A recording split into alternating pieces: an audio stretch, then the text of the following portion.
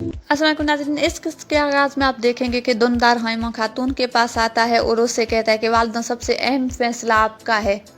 अगर आप नहीं चाहती कि हम यहाँ से हिजरत करें तो हम नहीं करेंगे। उस पर हाइमा खातून कहती है कि मैं भी यही चाहता हूँ। तो दुनदार कहता है कि फिर आप परेशान क्यों हैं।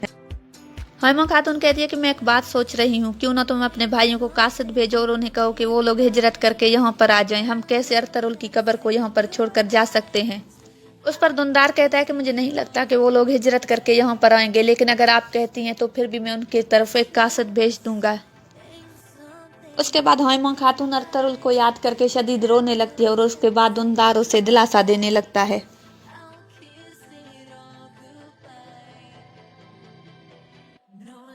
और दूसरी तरफ अरतरुल एक जगह पर भाग रहा होता है और महालिस के आदमी उसका पीछा कर रहे होते हैं। अरतरुल एक जगह पर जाकर छुप जाता है। जब वो लोग अरतरुल को इधर उधर तलाश कर रहे होते हैं तो अरतरुल पर हमला कर देता है और उन्हें जहन्नम वासिल कर देता है। उसके बाद अरतरुल का साथी आता है और उन्हें कहता है कि आप परेशान न हो, किसने ये जाल बिछाया था, बहुत जल्द आपको पता चल जाएगा। उसके बाद अरतरुल कहता है कि ये लोग एक दिन मेरे गुस्से का शिकार बनेंगे। उसके बाद वो दोनों वहां से चले जाते हैं। दूसरी तरफ मारिया बेहोश हो जाती है और आरिस उसके लिए एक हकीम को बुलाता है। वो हकीम कहता है कि ये ठीक नहीं है जनाब। उस पर आरिस कहता है कि मुझे नहीं पता कैसे क्या हुआ, बस तुम इसे ठीक करो, नहीं तो मैं तुम्हें दीवारों के पीछे फेंक दूंगा। उसके बाद लूकास आता है और आकर आरिस से कहता है कि जनाब मैंने हमारे कुछ सिपाही महालिस के पास भेज दिए हैं। आरिस कहता है कि अरतरुल को किसी भी कीमत पर कबीले मत जाने देना। अगर उसे पता चल गया कि ये जाल मैंने बिछाया था तो इस तरह दो मुल्कों में जंग छिड़ सकती है।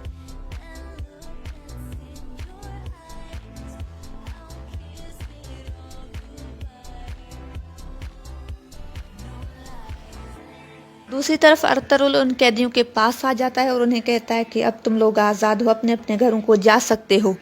उस पर वो लोग कहते हैं कि हम आपको इस तरह छोड़कर कहीं नहीं जा सकते। वो लोग वहाँ पर अरतरुल के साथ मोहब्बत और अकीदत का इजहार करते हैं और जाने से इनकार कर देते हैं। उसके बाद अरतरुल कहता है कि अगर तुम लोग मेरे लिए कुछ करना चाहते हो तो मेरे साथ मिल जाओ, हम लोग मिलकर एक जाल बिछाएंगे।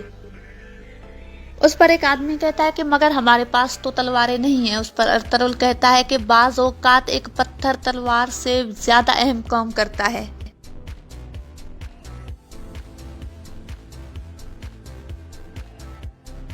अरतरुल की ये सारी बातें सुनने के बाद वो लोग बहुत ही खुश और पुरजोश हो जाते हैं।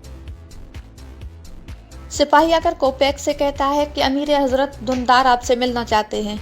इस पर सादतीन कहता है कि मतलब उसने अपने लोगों को मना लिया है बाजार भेजने के लिए। तुम जल्द एक आदमी को भेजो जो बहादुर साहब को मेरा पैगाम दे और उसे जल्दी यहाँ पर बुलवाओ।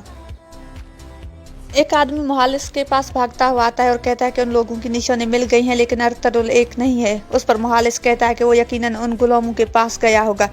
तुम सब लोग जान जाओ कि हम एक बेहतरीन तुर्क जंगजू के पीछे जा रहे हैं। दूसरी तरफ हाइमा खातून हलीमा सुल्तान को परेशान देखकर कहती है कि हलीमा क्या बात है, जो भी बात है मुझे बताओ। उस पर हलीमा कहती है कि हम कैसे अरतरुल के मकसद को छोड़कर ऐसे जा सकते हैं। उस पर हाइमा खातून कहती है कि दुनदार सुलेमान और अरतरुल की तरह बिल्कुल भी नहीं, वो कम उम्र है और ये सब कुछ बर्दाश्त नहीं कर सकता। मैंने उसे कहा है कि अपने भाइयों की तरफ मकतूब भेजो कि वो लोग यहाँ पर आ जाए। उस पर हलीमा कहती है कि आप कैसे ये उम्मीद कर सकती है कि वो अपने सालों पुराने घर छोड़कर यहाँ पर आ जाएंगे। उस पर हाइमा खातून कहती है कि तुम मकतूब जाने दो, इस बात को हम बाद में देख लेंगे। हाइमा कहती है कि इस वक्त हमें जावदार कबीले जाना चाहिए, असलहान खातून को हमारी जरूरत है। दूसरी तरफ अरतरुल ने अपने साथियों को हथियार बनाना सिखा दिया था। वो सब लोग लकड़ी और पत्थर की मदद से मिलकर अपने लिए हथियार बना रहे होते हैं। इतने में अरतरुल के जख्म से खून बहने लगता है। एक आदमी उस पर राख लगाकर कहता है कि इस राख से ये खून बहना बंद हो जाएगी। उसके बाद अरतरुल उन सब से मुखातिब होकर कहता है कि तुम लोग परेशान हरगिज न होना, ये जान लो कि अल्लाह पाक की मदद हमारे साथ है।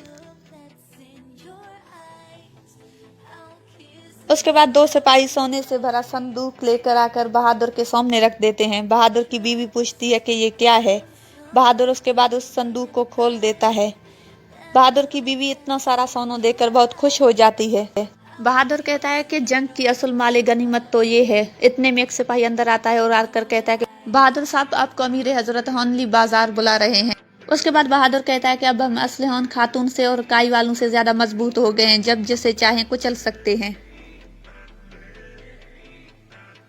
दूसरी तरफ सिम्को भी अरतुरुल को तलाश कर रहा होता है। सिम्को कहता है कि हमारी निजात बस इसी में है कि हम अरतुरुल को तलाश कर ले, हम किसी भी कीमत में उसे तलाश कर लेंगे और उसके बदले में इतना सोना लेंगे कि हम सबकी जिंदगियां संवर जाएंगी। अगर हमने ऐसा नहीं किया तो वो लोग एक एक करके हम सबको मार देंगे। हमें उसे तलाश करना पड़ेगा क्योंकि सिम्को कभी हार नहीं मानता। उसके बाद सिम्को अपने एक आदमी को बुलाकर कहता है कि जाकर एंथियोस से कहो कि अपने आदमियों को इकट्ठा करे और यहाँ पर भेज दे। मिहालिस पे अरतुरुल को तलाश कर रहा होता है। एक जगह पर एक निशान देकर कहता है कि वो लोग इस तरफ गए हैं, आओ मेरे साथ। उसके बाद सब लोग उधर चले जाते हैं। दूसरी तरफ अरतुरुल उन गुलामों के पास खड़ा होता है और उनके हथियार चेक कर रहा होता है। इतने में उसका एक आदमी भाग कर आता है और कहता है कि मैंने हर तरफ निशान छोड़ दिए हैं, उसी तरह जैसे आपने कहा था। वो लोग बहुत जल्द इस तरफ आ जाएंगे। अरतुरुल उस पर खुश होता है और कहता है कि तुम लोग मौत नहीं जिंदगी के बारे में सोचो, डर नहीं उम्मीद रखो। अब सब लोग उसी तरह जिस तरह मैंने कहा था अपनी अपनी पोजीशन संभाल लो। जब वो लोग आ जाएंगे तो हम उन पर तूफानी बारिश की तरह कड़केंगे। उसके बाद सब लोग अपनी अपनी पोजीशन संभाल लेते हैं। अरतुरुल दरमियान में तैयार होकर खड़ा हो जाता है। हॉर्नली बाजार में दुनदार और अमीर हजरत आमने सामने बैठे होते हैं। कोपेक कहता है कि मतलब तुमने कबीले वालों को हॉर्नली बाजार भेजने के लिए मना लिया है। उस पर दुनदार कहता है कि सब लोग मान गए हैं, लेकिन आर्तुक भाई ने मेरे फैसले की मुखालफत कर दी है, इसलिए वो सरदारी के लिए उम्मीदवार बन गए हैं। उस पर कोपेक कहता है कि उसकी इतनी जुर्रत, लेकिन तुम फिक्र मत करो, मैं तुम्हारे साथ हूँ। दुनदार कहता है कि वालदा भी ये इलाका छोड़कर जाना नहीं चाहती, वो चाहती है कि मेरे दोनों भाई हिजरत करके यहाँ पर आ जाएं। उस पर कोपेक कहता है कि वो किसी कीमत यहाँ पर नहीं आएंगे, तुम फिक्र मत करो। जब हाइमा खातून वहाँ पर जाकर अपने बेटों से मिलेगी तो उसकी तकलीफ कम हो जाएगी।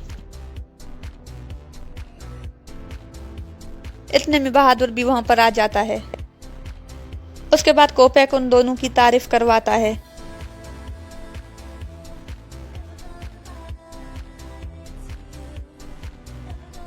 अरतुरुल बहुत ही होशियारी के साथ उनको अपनी जाल में फंसा देता है।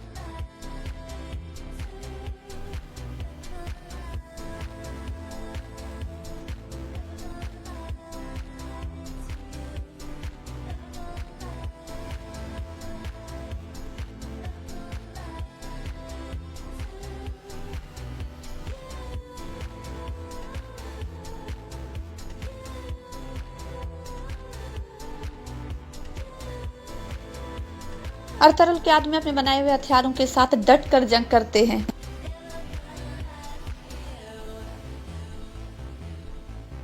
मुहालिस जब अरतुरुल के आदमी पर हमला करता है तो अरतुरुल उसे देख लेता है। अरतुरुल बाकी सिपाहियों के साथ मुहालिस को भी कत्ल कर देता है।